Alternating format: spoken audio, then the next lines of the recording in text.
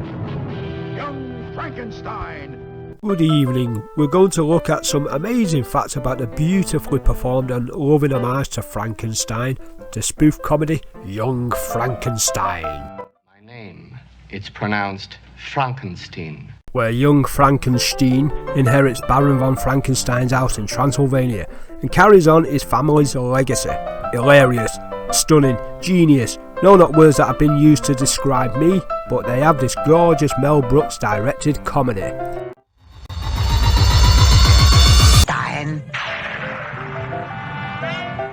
Number 1. Gene Wilder and his wild idea. Gene Wilder is one of the greatest comic actors of all time. He was shooting the soon-to-be smash-hit Mel Brooks comedy Blazing Saddles when he spoke to Brooks about the idea of Young Frankenstein. During breaks in shooting, they would both flesh out the story, putting the pieces together. Gene Wilder came up with the putting on the Ritz moment, the sublime walk this way gag, and the blind man and his soup sequence, amongst many others. It would seem Gene Wilder came up with the majority of the script, so got top billing as co-writer in the credits sequence. Number 2. The no cameo clause. Gene Wilder insisted there will be no cameo in the movie. No, not the funk 70s band, a cameo by director Mel Brooks. Gene Wilder felt that if Mel Brooks made a cameo, it would take you out of the movie. He wanted the humour to be more au naturel. Mel Brooks was fine with this, although he does kind of pop up in the movie. He provided the howl of the wolf during one of my favourite jokes in the movie, and one which I still use in real life. Werewolf. There, wolf. Mel Brooks also provided the sound of the screeching cat which gets hit by a dart. It's Mel Brooks, half man, half beast. Number 3. They tried to force it to be shot in colour.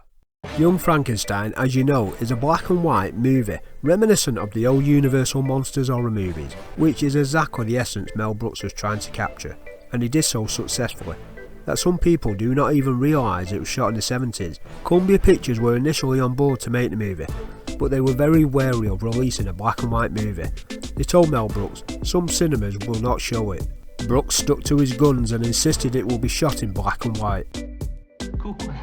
Columbia told Mel Brooks to shoot it in colour, so they could show it in colour embracing countries such as Peru, but release it in black and white elsewhere. Brooks knew they were trying to pull a fast one, so took the movie to 20th Century Fox, who took a risk. It was a risk that paid off, as the film was a huge smash hit. Number 4. The one and only Kenneth Strickfaden. Brooks and Wilder wanted the movie to be as authentically close to the original 1930 movies as possible, but they never in a million reanimating centuries thought they'd actually get to use the original props. Kenneth Strickfaden worked as an electrical special effects designer who actually started his movie career on the original 1931 Frankenstein movie, one of the most aesthetically pleasing and influential movies of all time. He's also worked on The Wizard of Oz, The Munsters and of course Young Frankenstein. Mel Brooks discovered Strickfaden and still had the original equipment in his garage, gathering dust quicker than my mum's LIBS supply. It was still working too, so Brooks rented it off him, for which he was paid quite well and also credited in the movie. Kenneth Strickfaden was never credited in the 1931 Frankenstein movie, but was every bit as important as the director James Whale and star Boris Karloff. Young Frankenstein was the last movie he was involved in, so he started out on a Frankenstein movie and ended on a Frankenstein movie. What a way to go. Number 5. The Gene Hackman cameo. Gene Hackman, legendary actor of such films as Mississippi Burning, The French Connection and the Superman movies from the 80s, had already starred in French Connection, Poseidon Adventure, Cisco Pike, as well as other roles where they were all serious parts. The fact that Gene Hackman playing the character Blind Harold and playing it so superbly and straight in one of the funniest parts in the whole movie is testament to what a great actor he is. When I first saw Young Frankenstein on TV in the 80s, I knew who Gene Hackman was, as my dad watched his movies, but it wasn't till a few years later I realised it was actually Gene Hackman in the film. It shook me, and it no doubt shocked many others too. These were different times, of course. We were easily shockable. It all came about because Gene Hackman was playing tennis with Gene Wilder, and that's what he was working on. Gene Hackman begged Wilder to let him have a part because he'd love to do a comedy, so the part was written for him. When people saw them on the tennis courts, did they think it was a pair of jeans? The crew could not stop laughing on set because Gene Wilder was so funny. when Gene Wilder ad-libbed the line. The crew couldn't control their laughter, as it was such a silly, unexpected line, so the film quickly fades to black so you don't hear the crew laughing hilariously. Cigars. Subscribe! It's subscribe! Number 6. The movie was 3 hours long. Mel Brooks was in love with the movie. Everything about it he was very passionate about. To the performances, the music, the design, it was beautiful, but this meant he struggled with what to cut out. As he and the crew had such a laugh shooting it, he thought the audience would love it too. He was wrong. It was shown to a test audience, who laughed at some of it, including the Walk This Way scene, which Brooks was going to cut out, and also the Putting on the Ritz finale, which the audience loved, was originally supposed to end up on the cutting room floor. Here's a little tidbit about that scene. Gene Wilder was adamant it being the movie, but Mel Brooks said no, it was self-indulgent. They both argued like crazy, with Gene Wilder's eyeballs apparently nearly popping out of his head in anger. Because Wilder fought furiously to keep it in, they shot it, and it wasn't until Brooks saw the audience reacting he was convinced to keep it in. It was felt though for every joke that worked, 2 would fall flat, and thankfully it was cut to 1 hour 46 minutes. It was perfect. A lot of comedies could learn a thing or two from this, because no comedy I think should really push past the 2 hour mark, because then it becomes bloated and the gags fall a little flat. A bit like my videos actually. Number 7. Frau BLUCHER. When the name of the character Frau BLUCHER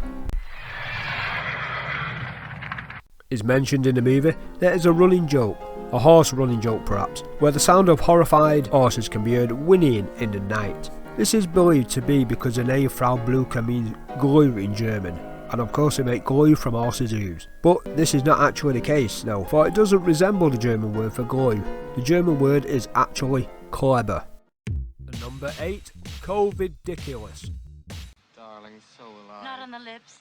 Now if you're watching this in about 100 years, then I pity you, but who knows, COVID may be a distant memory of the past and it's been replaced with a zombie virus instead, because we know it's coming. But it appears Mel Brooks may have knew about it long before we did. Conspiracy theories, gather round. Here the characters greet and part ways in a way that became the norm, well kind of if you were a bit of a knob, during the COVID pandemic. Mysterious. Number 9. From Young Frankenstein to Star Wars. 2 illustrators, the twins Tim and Greg Hildebrandt, who have created posters for such films as Clash of the Titans, as well as artwork for Lord of the Rings memorabilia and Marvel character posters, were desperate to become movie poster illustrators way back in 1973. They created a poster for Young Frankenstein, which they shown to 20th Century Fox. The poster was never used, but it did get them the job of creating one of the most iconic Star Wars movie posters to grace the cinema walls. If it weren't for Young Frankenstein, this Star Wars poster may never have existed. Number 10. The outtakes and ad-libs.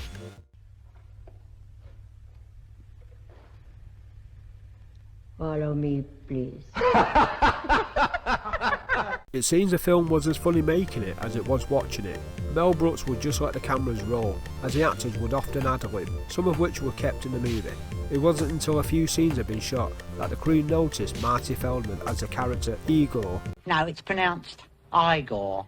Had been swapping his ump from left to right. He thought it would be cut out for continuity reasons, but it was so funny it was actually kept in. The moment where Dr. Frankenstein and the creature played by Peter Boyle performed Putting on the Ritz, nobody right up until the moment actor Peter Boyle sang Putting on the Ritz knew what was going to come out of his mouth.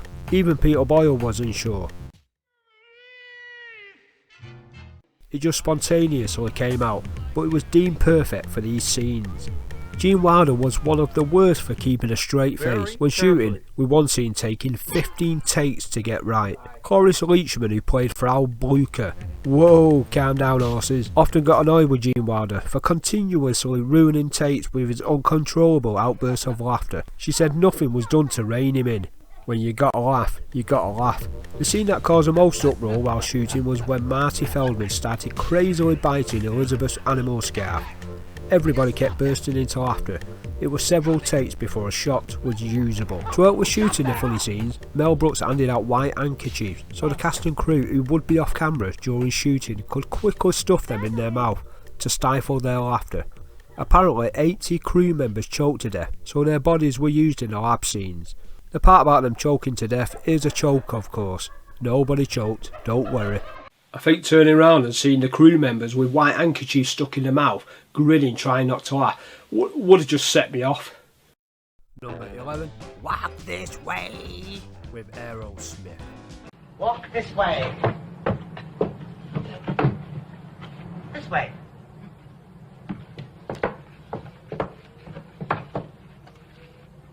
It's a great gag, isn't it?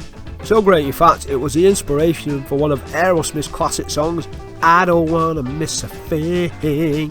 Of course it wasn't that, it was Walk This Way. How is that, so I don't hear you ask? AEROSMITH were busy recording their album Toys in the Attic in 1975 when they hit creator's block. They thought bollocks to this and decided to take a break. They headed to the cinema to watch Young Frankenstein. Pissing their sides at the Walk This Way scene, they decided off the cuff to record a song called Walk This Way.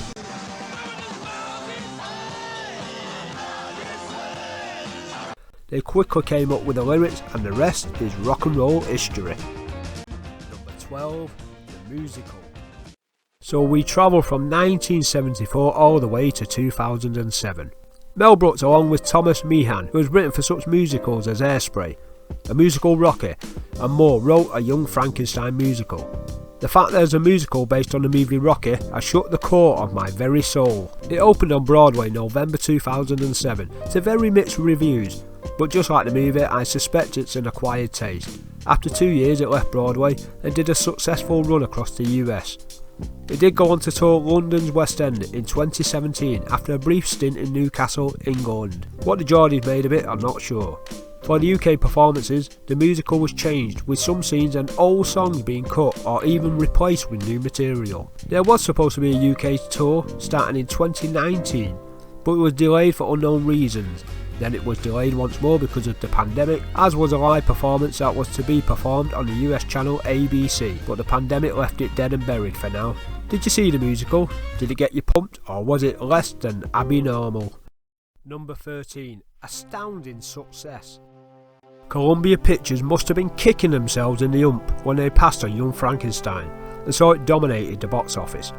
Made on a budget of just $2.8 million, it was a massive success, raking in close to a staggering $90 million. Wow! It was nominated for several awards, including 2 Oscar nominations for Best Adapted Screenplay and Sound. It won several awards, much better than the stuffy Oscars, including the Best Director, Best Supporting Actor and Best Movie at the Academy of Science Fiction, Fantasy and Horror Movie Ceremony in 1976. It won several critic awards and appears on most Best Comedy Movies Ever Made list. Although Gene Wilder will be mostly remembered for Willy Wonka, he did say in recent years before he sadly passed away in 2016 that Young Frankenstein is his favourite movie and his favourite role. He loved it. It's my favourite Gene Wilder movie by far. I love it so much. We all love it too. You shall be missed, Gene Wilder.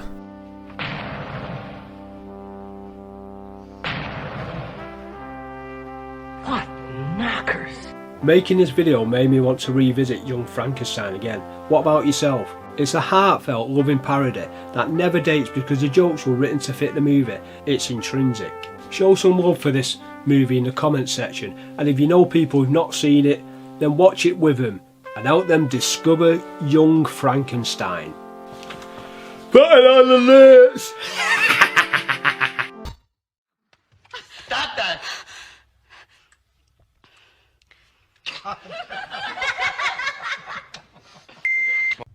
Let me smell your breath.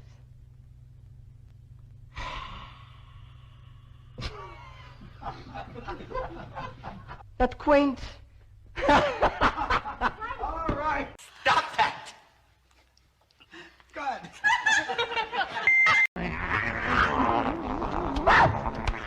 Stop that! Basta.